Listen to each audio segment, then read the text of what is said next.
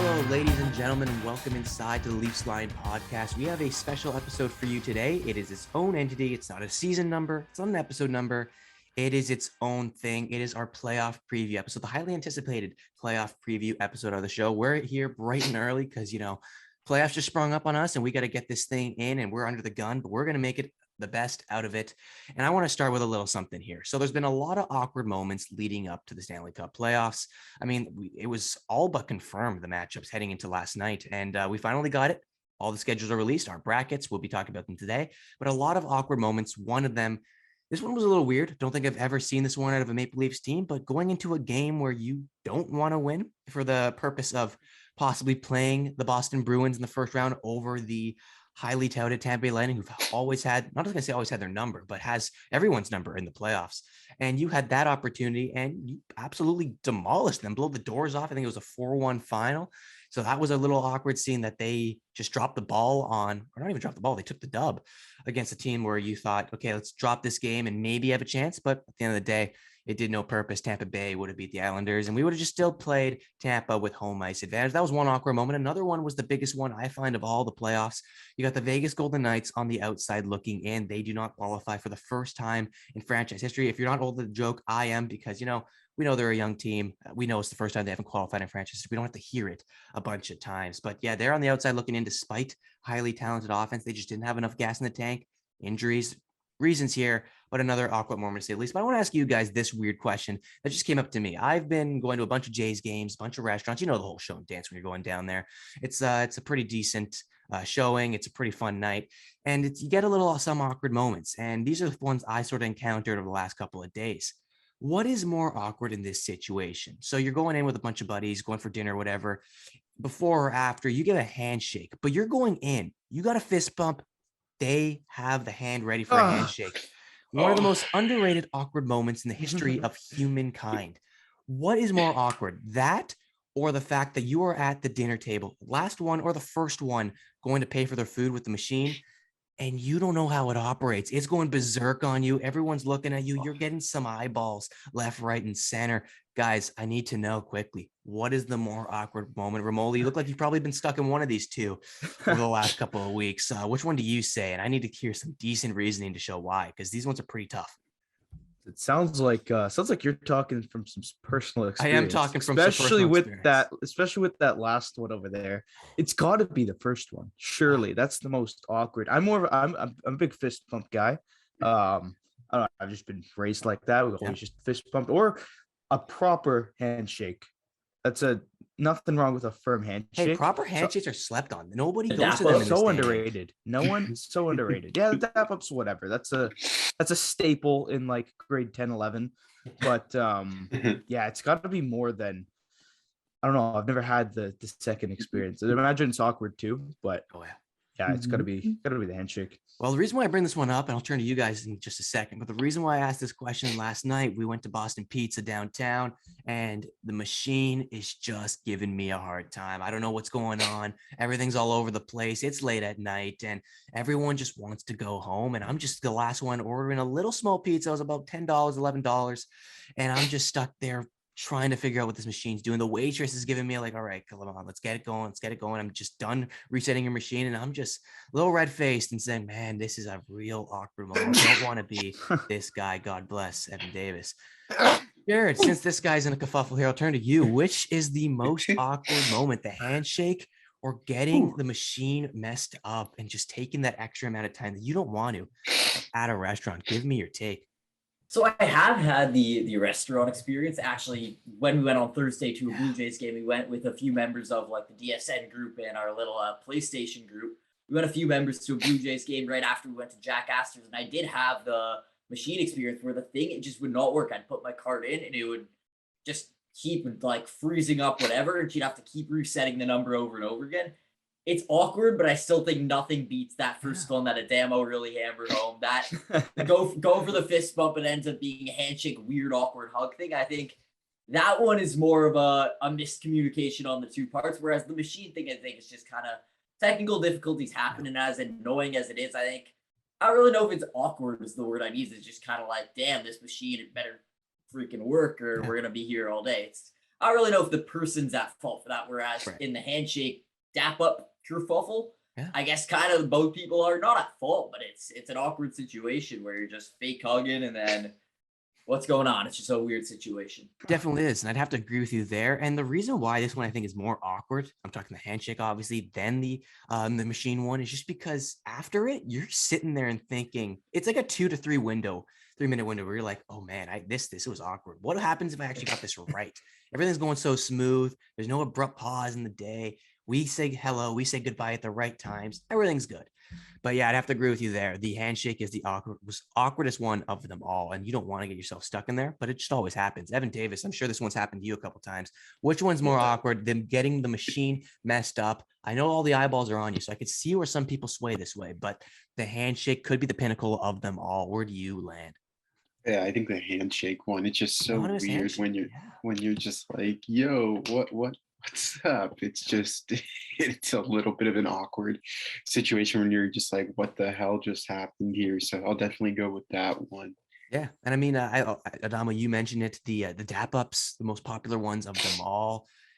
I learned about that one and right getting into grade 9 high school. And the first time I go to shake a dude's hand, he's like, "What are you doing, bro?" I'm like, "Oh, sorry, I'm just being Awkward as hell. professional." I don't even know if that's awkward. That's just unknowledge here. I'm not cultured at all. But hey, we got it down, and you still, as much as you get it down and you're understanding it, you always mess up. That is the reality of the handshake. But we're gonna see a lot of handshakes in this upcoming playoffs. You got handshake lines, one of the best touches in all. I think hockey is one of the only ones that does it. So you got the handshake line there. And we're going to see a lot of them in the playoffs. And we're going to talk about these said playoffs right now. We're going to start off with the name of their show, the one that we've been all looking forward to. We previewed the season. We looked over the regular season for the Toronto Maple Leafs in our last episode. Now we're going to look forward to the playoffs.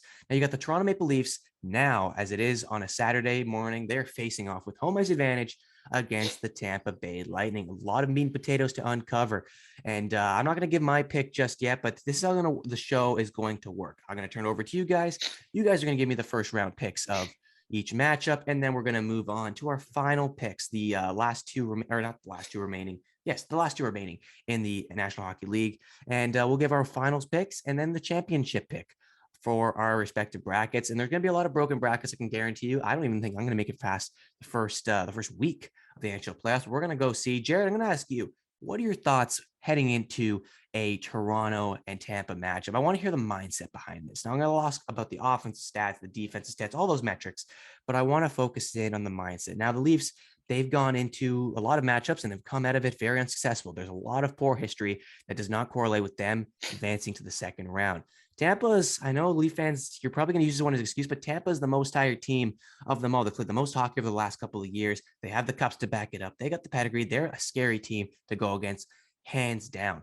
But if you're Sheldon Keefe, how are you approaching? How are you getting your players ready? What do you want to focus in on heading into this series? Because there's a lot to play for.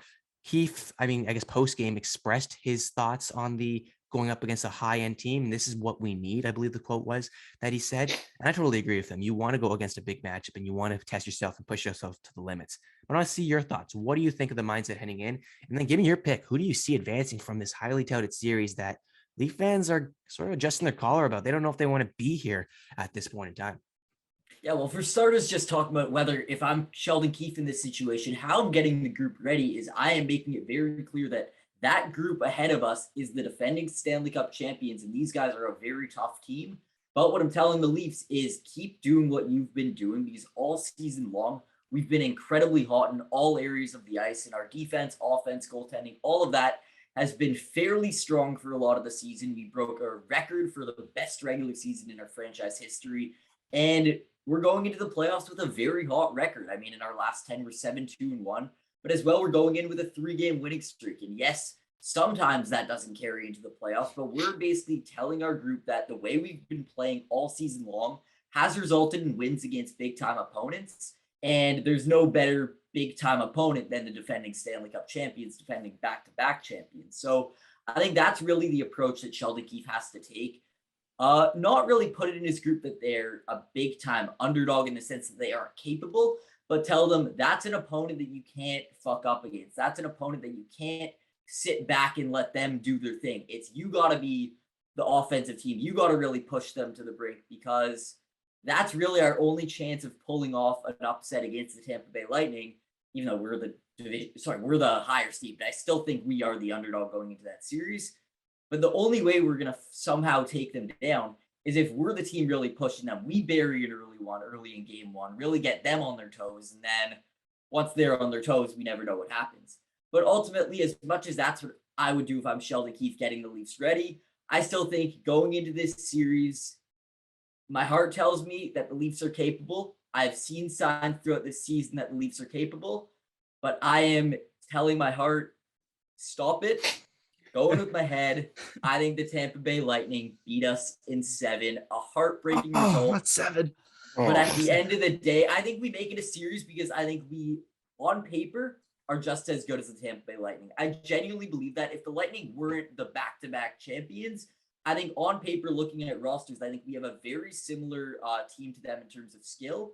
But ultimately, as much as it's going to be very close, I don't think it's going to be like a classic Boston Game 7 where it's like we're down 3-1 in the series, we climb our way back, or we have a 3-0 lead and we blow it.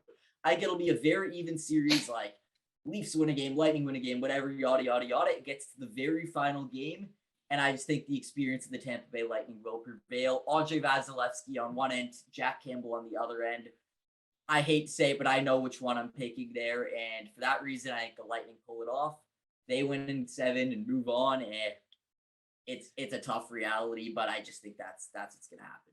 It's a tough reality, and I love that you went to the Game 7, getting all the Leaf fans set early on the show who are tuning in on their feet, because we don't want to see those ones coming up. But I think it's going to be a close matchup between these two teams, back and forth. And you need, if you're Sheldon Keefe, your team to be on their toes, express that little underdog mentality despite being the higher seed, just because you can't. You mentioned it. You said it best, Jared. There's no room for error against the Tampa Bay Lightning. If you mess up a period, a shift, it's going to accumulate, and you're going to see that you're going to be going to the wrong direction if you accumulate towards these points. So definitely a great point on your part about how the Toronto Maple Leafs had to approach Tampa Bay Lightning. Adam, I'm going to turn it over to you.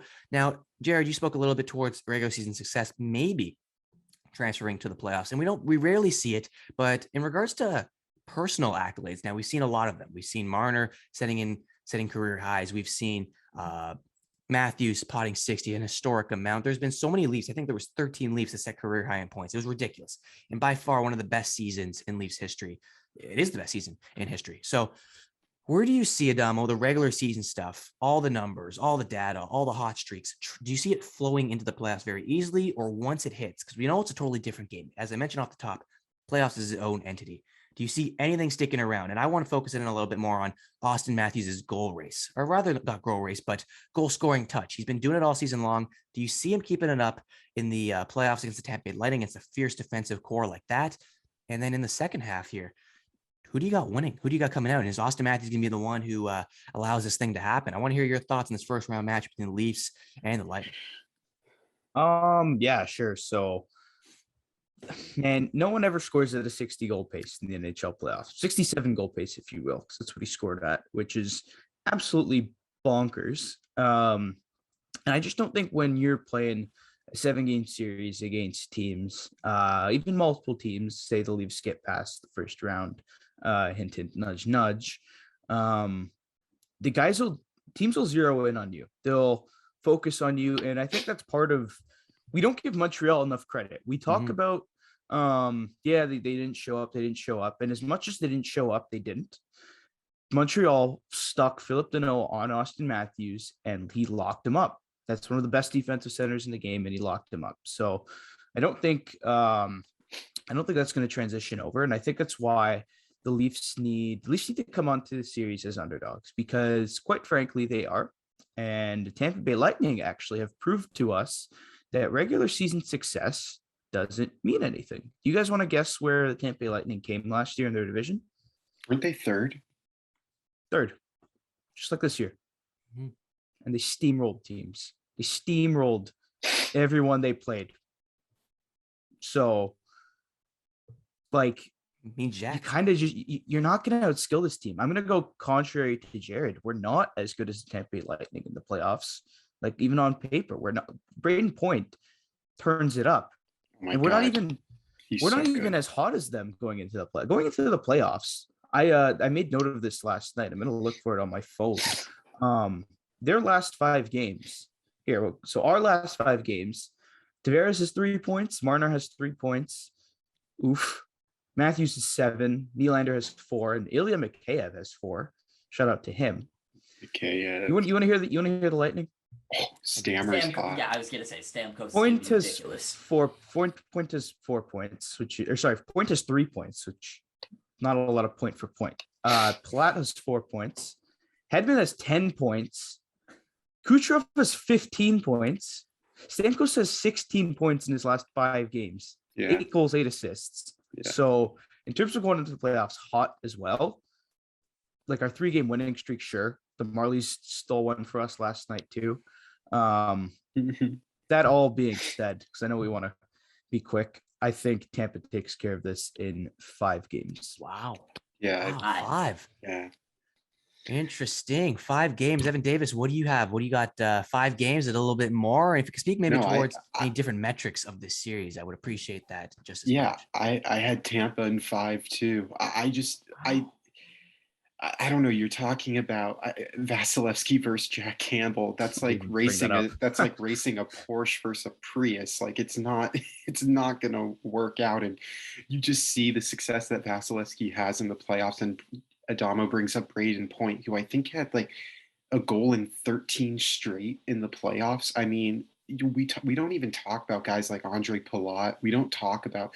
I mean, they still have Corey Perry, who he's not the best, but has the playoff experience. They have Pat Maroon there, who's won 3 straight cups, so he's no a stranger to playoff success. And I mean, you look at Hedman, who's a dog. They have Zach Bogosian, who's a dog.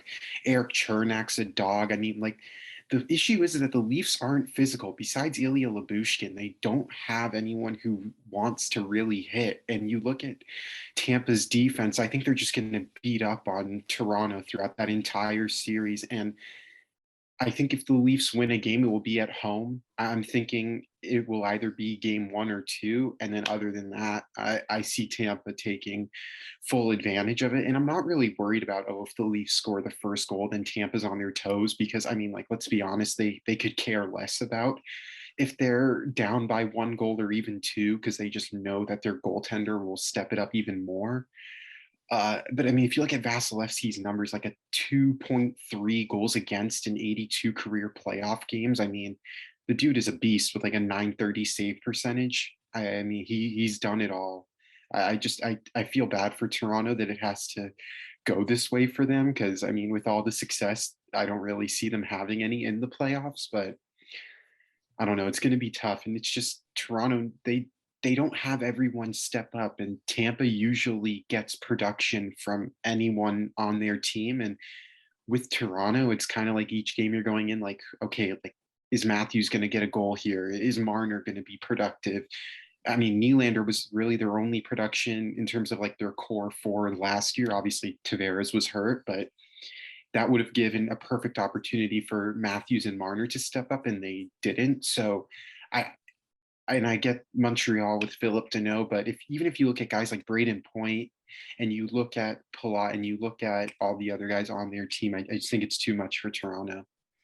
Yeah. And I mean, I think the common sentiment around this show here is, and not even just a show, around Leafs Nation, there is everything stacked against them. There is all the chips are in Tampa's favor before puck drop has even started. Everyone has their bets in.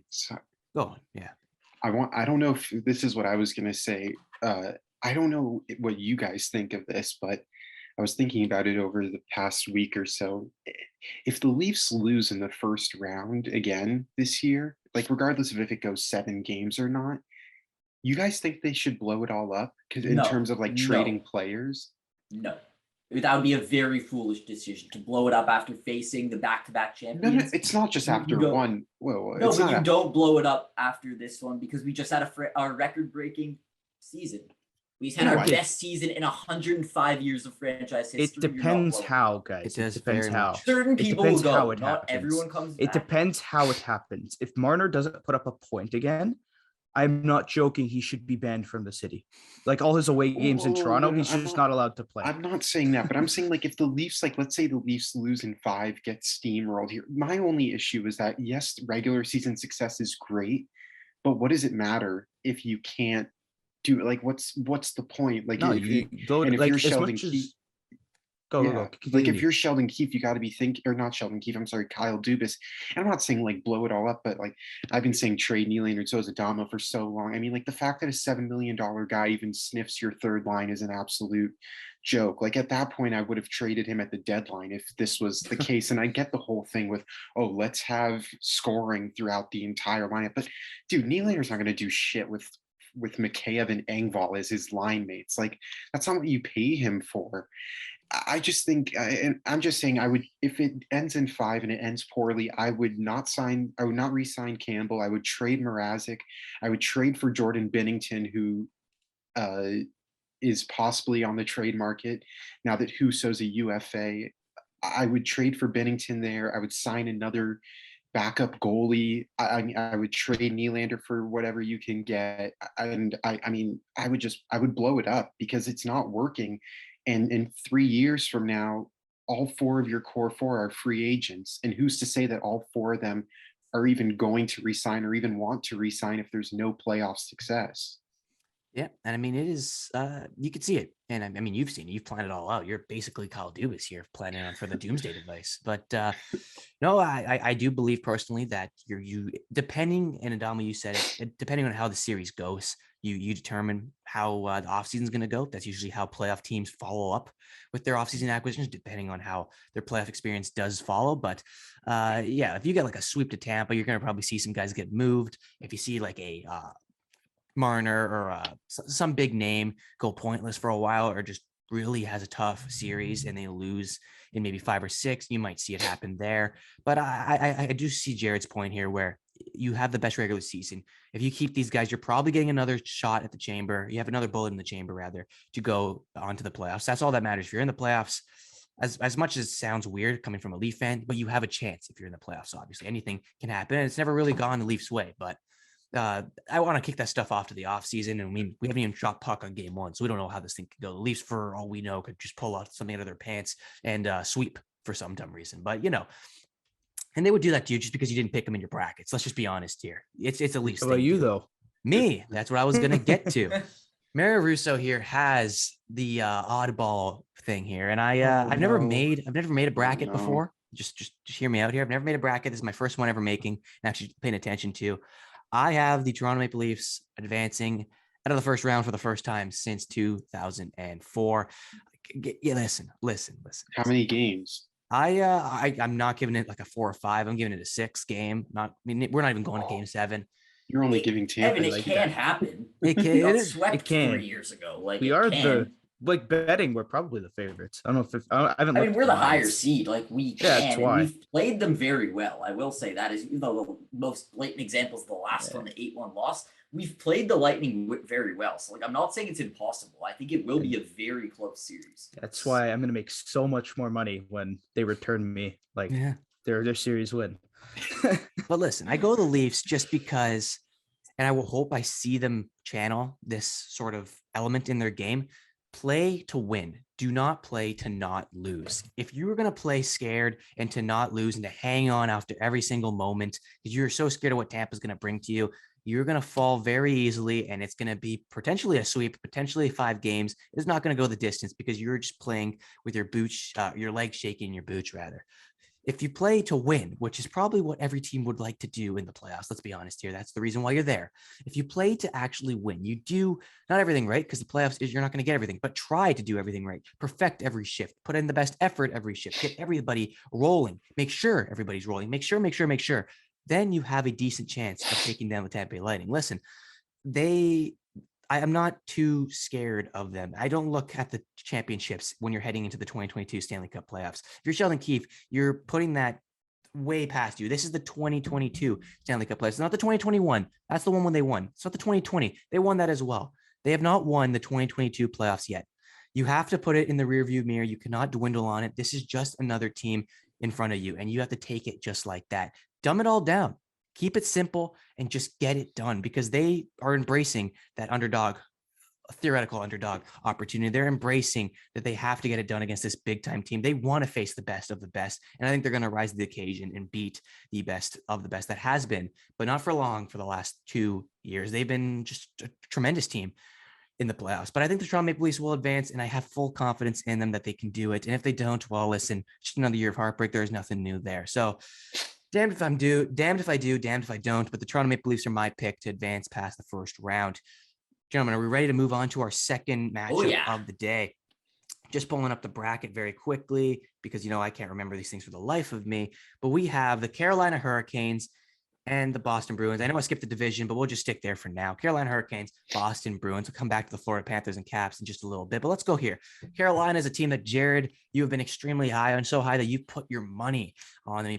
You're putting your money where your mouth is. I'm going to hope you're saying it here. What are your thoughts on the Carolina Hurricanes' chances against the Boston Bruins, who are a team who every time they get into the playoffs, they make it run, they can get a series going, and they are a playoff team to say the least. They get their guys stepping up. They got all the people depth-wise. Offensive power wise, they can get it all done. They got a great goaltending duo in the crease too. So what do you make of this matchup? What are you looking for? Do you see it being a highly offensive, highly defensive? And at the end of the day here, I'm sure I know what your pick is, but who do you got coming out of it?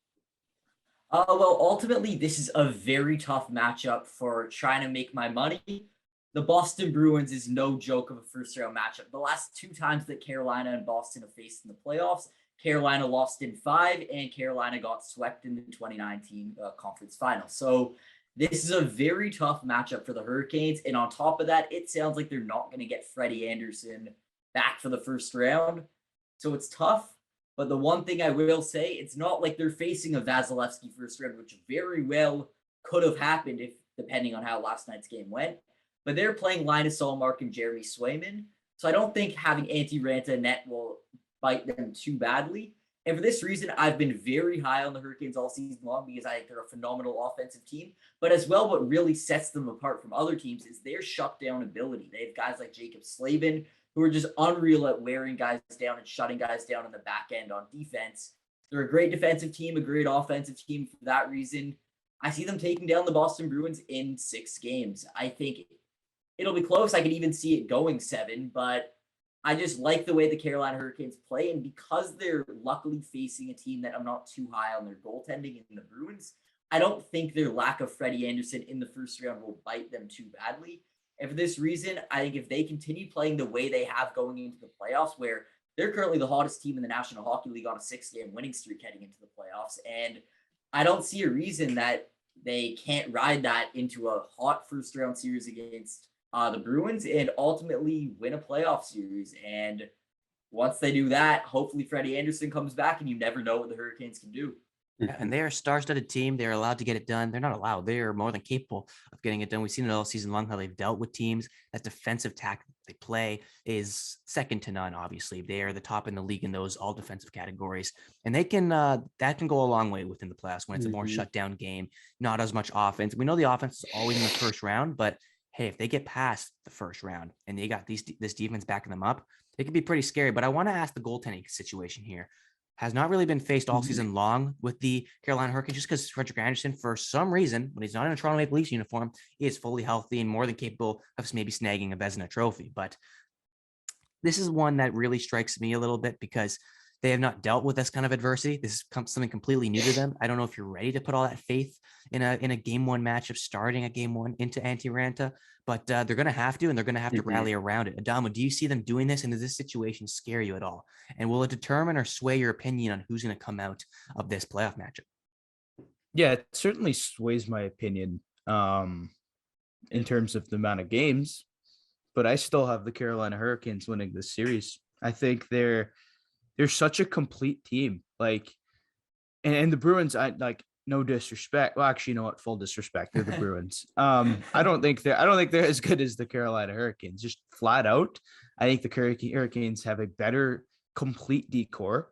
I think on offense, Hurricanes have a beat, and then goaltending is probably towards the Bruins if Frederick Anderson isn't there.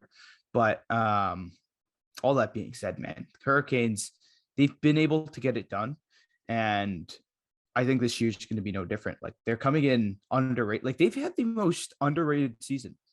We haven't talked about Carolina Hurricanes. Yeah, well, the media isn't that large. Well, we talked about the Panthers a lot, which I guess is in our division. We talked about Colorado a lot. We talked about Minnesota. We talked about Calgary a lot. And sitting there in third in the NHL, is the Carolina Hurricanes. Mhm. So on a 8-2-0 in their last 10, like Sebastian been Aho is hot. a superstar. They've been super hot all season long. They've been doing this. We just don't talk about it. And I think that's why I'm going to go with them. Yeah, all signs do point for the Carolina Hurricanes. Obviously, they're coming in hot, like you said. They got the players, they got the defense, something that can really overwhelm an opposing team in the Boston Bruins. In Evan's mind, will it be another team that gets overwhelmed by this sort of stuff? Are we going to see the Boston Bruins able to handle this defensive prowess put on by Rob Brindamore? What are your thoughts on the series, and what do you see coming out of it? Yeah, I got Bruins in 7. I don't really see, with no Freddie Anderson, I really don't see how Boston can lose this. And Antti Ranta isn't that great. There's a reason why he's a backup in the NHL and not your fringe starter. And when you look at the Bruins and you look at Linus Ullmark, who has probably been as hot as he has been over these last 5 games for him. I mean, he's been great. They also have Jeremy Swayman, who, I mean, could easily is one of the top rookie goalies in the NHL. I think he was top 5 both in save percentage and goals against average. So, I mean, I know he's not playing as many games, but still, he's making the most of his opportunities, taking the airs from Tuukka Rask. But I mean, you just look at the depth of the Bruins as well with up front with Pasternak, Marchand, Bergeron, Taylor Hall, Eric Holla, Charlie Coyle. I mean, they got a lot of depth. And I think the one thing that hasn't been really on the radar of a lot of guys is that their third line of Coyle, I think it's Coyle, trying to remember who Coyle. I can't remember who it is, but I mean they have games where their third line can win. They have games that their fourth line can just take over and win. And when you look at their defense, Hampus Lindholm, I know we said that the contract was a little bit of an overpay. I mean, he's been great since coming to Boston. And then they also have Charlie Coyle, Mike Riley. I mean, they got a lot of options on defense, and I'm never going to shy away from Bruce Cassidy. So, and I just think Boston, if you could compare a team to Carolina, I think the Boston Bruins would be the most comparable in terms of grit and depth and how they're able to just win close games and the ways that they're able to do it. And I just think the fact that that the Carolina Hurricanes don't have Freddie Anderson, I think it's a huge detriment because I wouldn't trust Antti Ranta to win me 4 games before the other team wins 4. So I don't know. I'm going Bruins in 7 here. And I'm in the same boat. Not as many games, but I got the Bruins coming out in 6. That goalie thing scares me a lot. Carolina has not seen this all season long. They have not prepared for it. It doesn't look like they're prepared for it. And obviously the defense can go a long way and bail it out. This defense is more than capable of any other team to bail out their goaltenders, no matter how they're playing. But still, like if Antti Ranta is your game 1 starter, which he's likely is going to be, and he's going to play for a little while, I can see the Boston Bruins taking full advantage of that because that's an opportunistic team. They capitalize. They got the depth to do it. They got the offensive pieces to do it. They just got it all. And best of all, they have Bruce Cassidy behind the bench, and this guy is a leader out there. This guy knows what has to get done in the playoffs times. The team turns up. It's a different level. Bruins hockey is totally different, as we've seen from the regular season heading into the playoffs. We don't know what we're going to see from these guys, but at the same time, we do. And I think we're going to see a first round matchup and a first round matchup that they win. The Boston Bruins are a strong team. It's not like they got any weaker. They've only gotten better. And I think they're going to take it to the Carolina Hurricanes and shock the hockey world, including Jared's bets here. So I got Bruins in 6.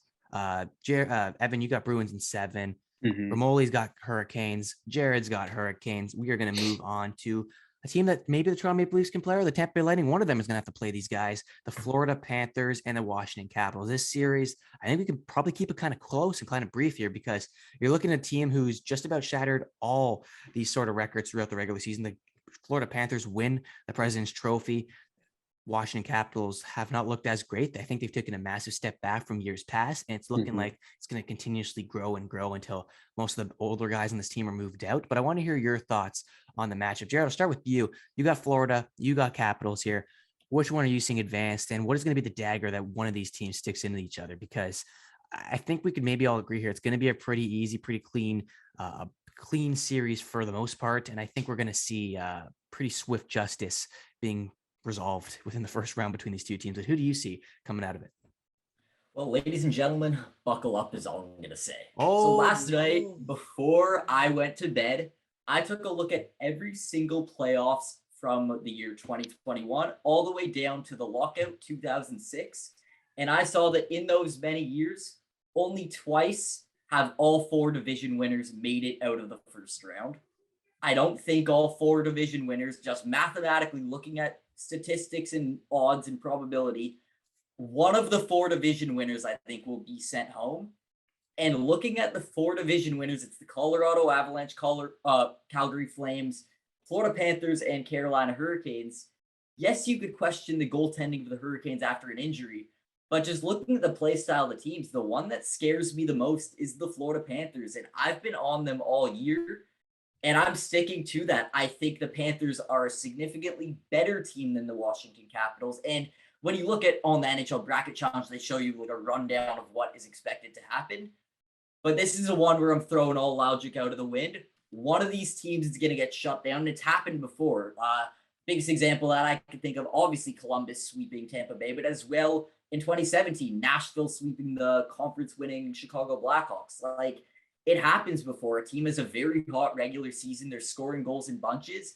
And then in the playoffs, things tighten up. And that's when you really find out whether a team has it or if they don't. And all season long, I've had that little feeling in the back of my head that the Panthers don't have it. And we're going for fun at this point. And if I'm somehow right on this one, I'm going to feel like absolute Albert Einstein sitting here in this chair. So I know it probably won't happen. The Panthers are a better team, and by all logic, they should win the series. But when have the playoffs ever followed actual logic? And I think one team's going to upset, one wildcard team will win.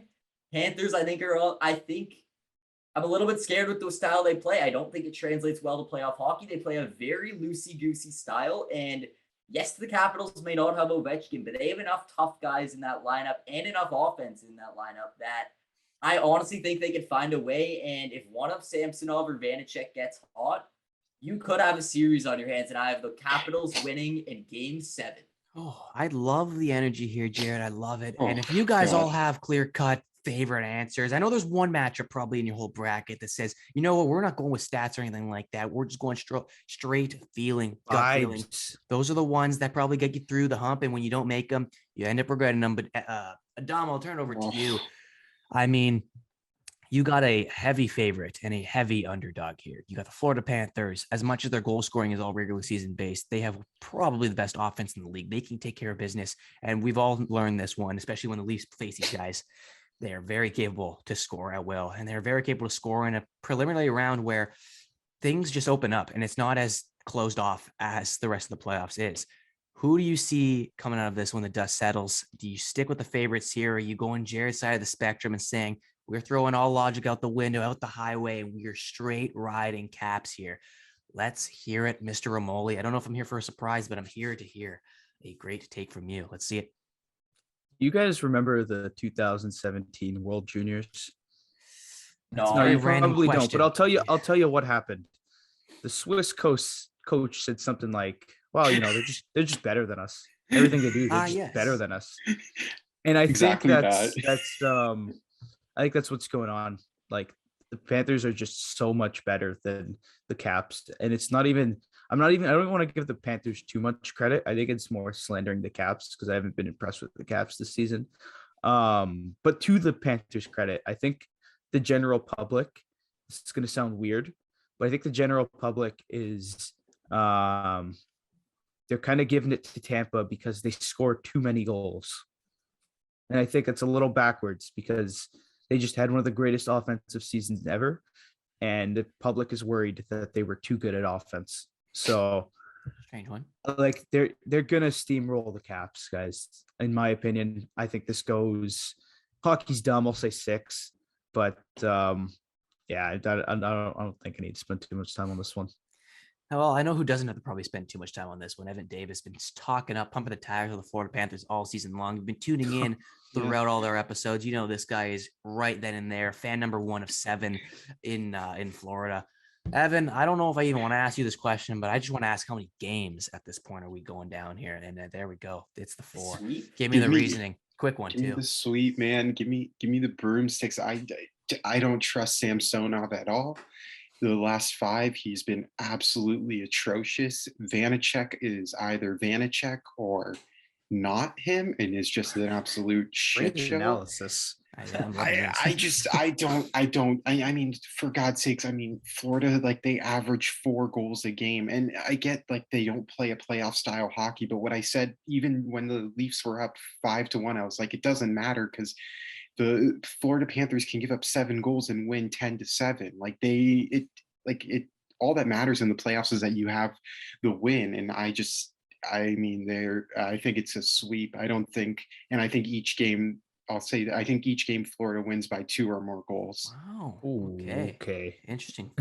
Interesting take to say the least. I mean, I'll just go with mine. Jared, as much as I'd love to see yours come to fruition, just because I want to see that huge smile glimmer around your face. It's gonna happen. Book it.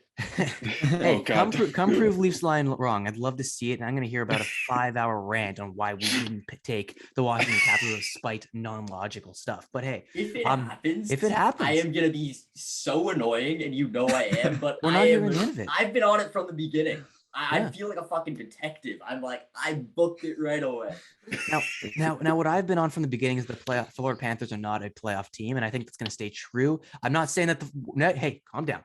They're going to win a round. Chill out. They're going to win the round.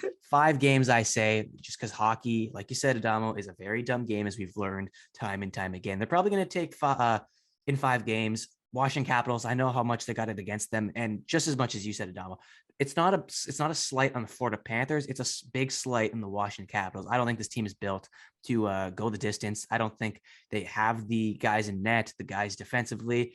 Jared, I see you there.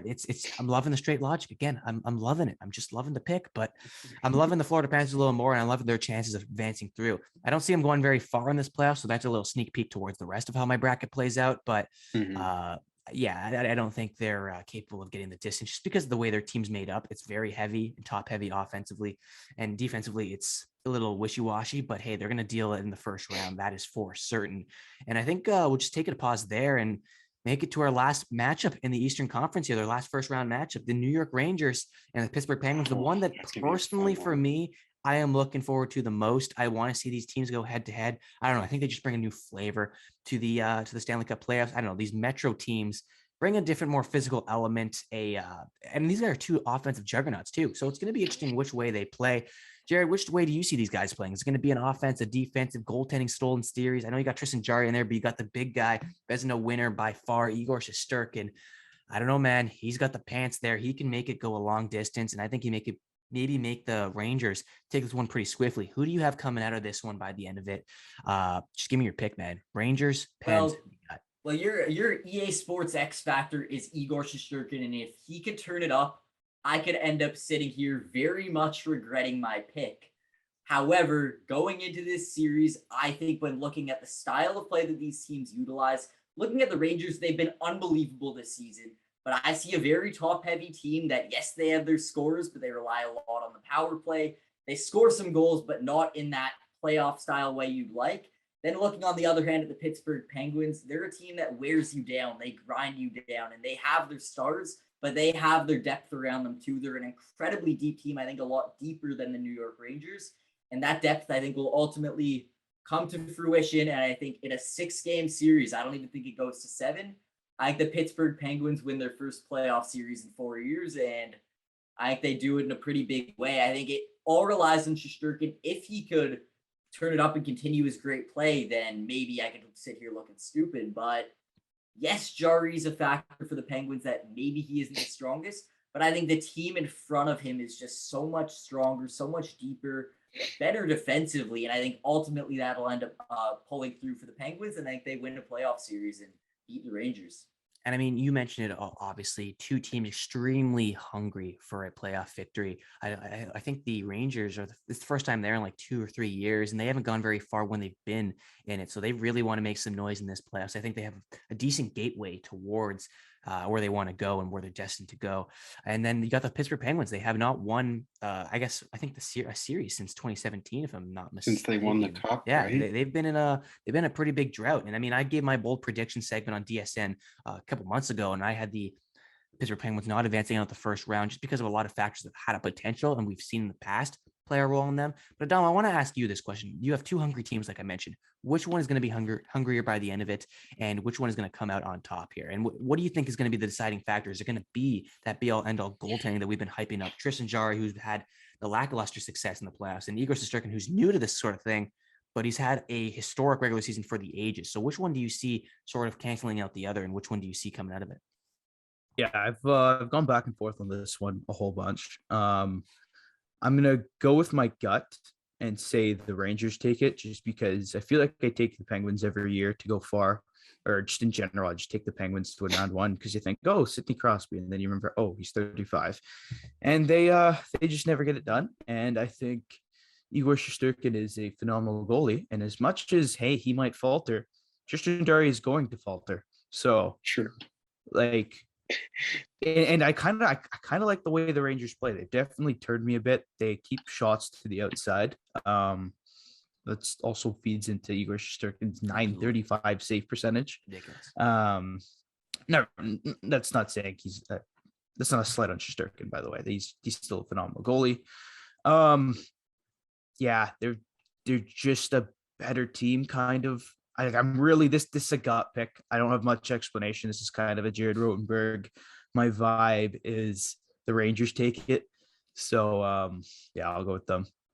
Awesome. Evan Davis, what about you? Just a big series. It can go either way, obviously. And you got to remember too, the Pittsburgh Penguins, they have a lot of guys who we've mentioned numerously on the show, and it's probably the theme around the Pittsburgh Penguins. They got a lot of guys leaving next year, and a lot of guys who have been with this team for a while, a lot of guys who have had that playoff success. So I think that just adds to the hunger element, what they want. Maybe go out. If you're going to go out with a bang.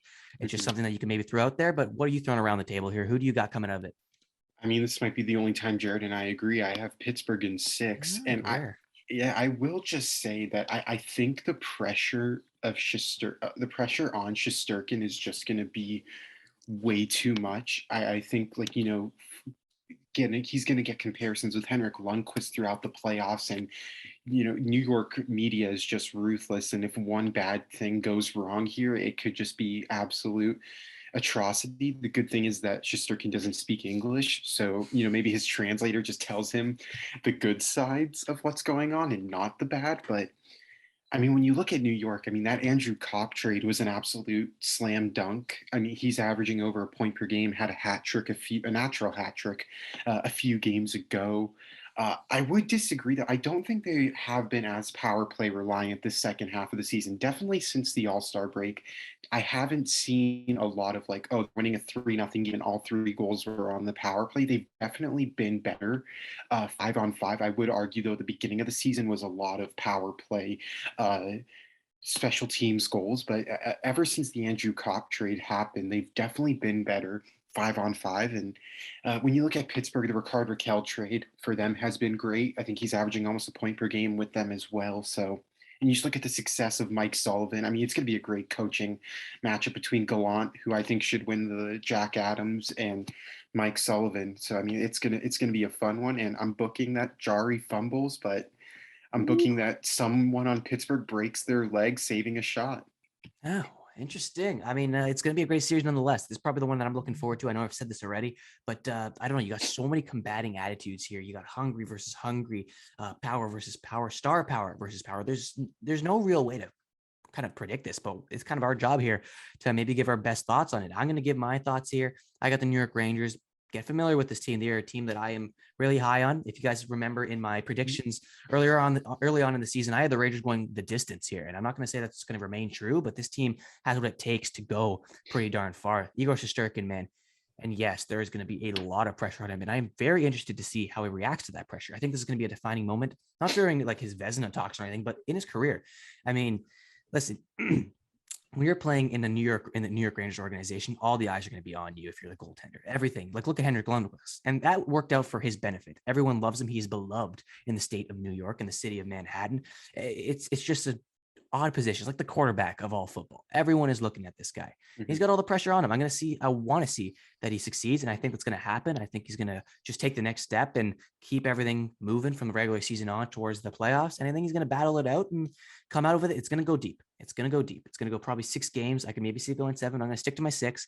Rangers in 6, advancing over the Pittsburgh Penguins. That's for me to say. And I mean, I think we can make our way down to our finals prediction here. I mean, I'm going to just ask you guys, give me the actual Stanley Cup final. Who do you got from the East? Who do you got from the West? And quickly, who do you got coming out of it? And who's hoisting the Stanley Cup for either the first time or in a long time, or maybe they're continuing the streak?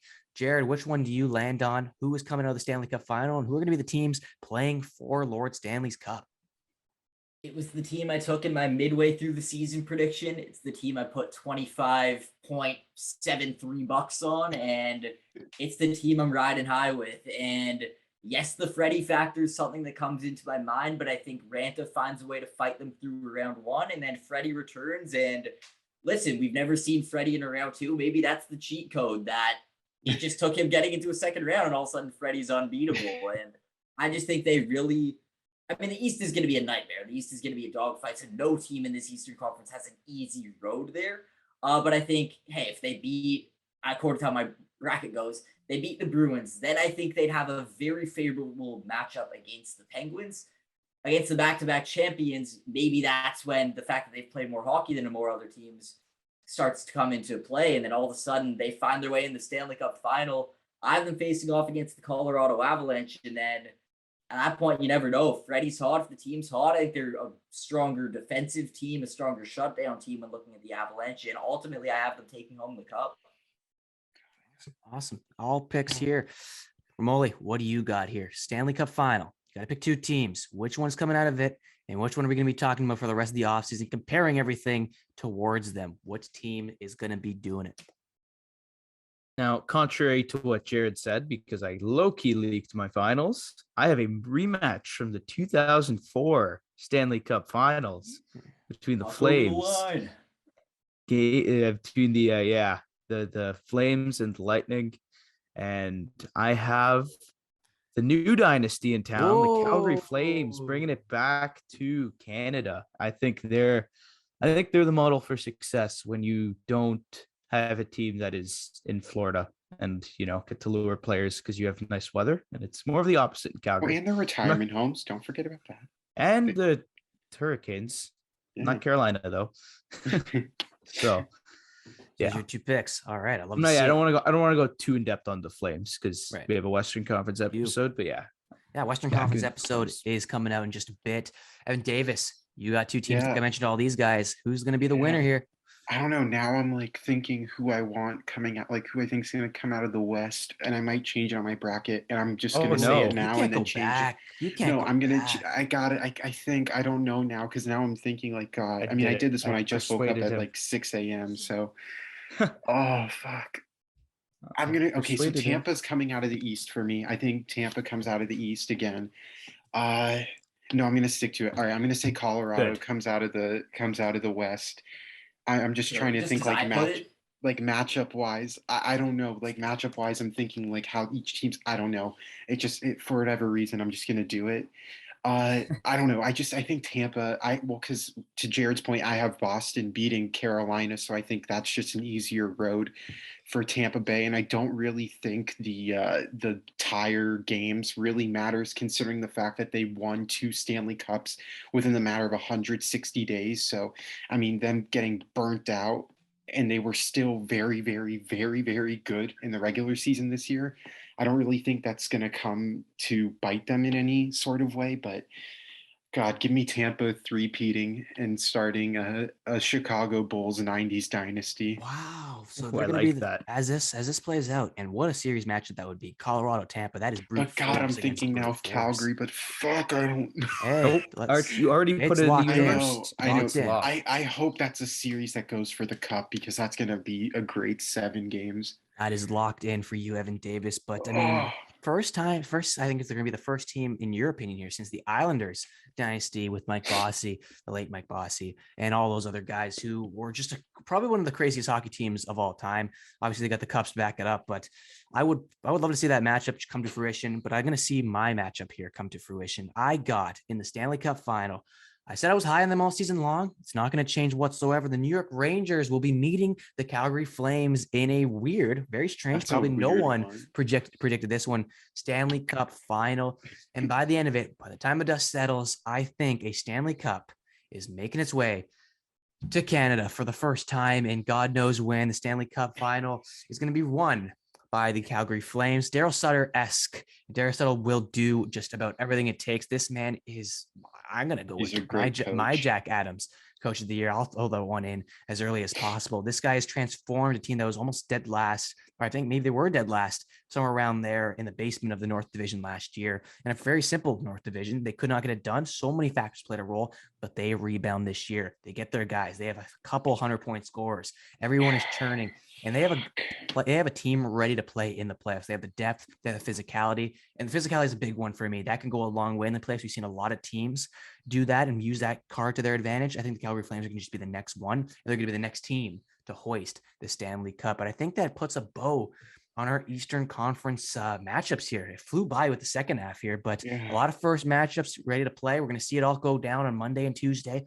Playoffs start on the Monday. We're going to see the Maple Leafs face off against the Tampa Bay Lightning, the one that we're going to be all tuning in on the edge of the seat and probably getting ready for another heartbreak, depending on how things play out. But I want to thank you guys all for tuning into this Eastern Conference episode of the Leafs Line podcast, presented to you by Dynasty Sports Network. We're going to get some brackets up on our IG site, so go check that out. But no, everything's official, man. We're locked in for the long haul. Can't wait to see what our Western Conference ones reveal. But everyone, take care and look forward to the second part of this two-part series for the Western Conference playoff preview. See you guys.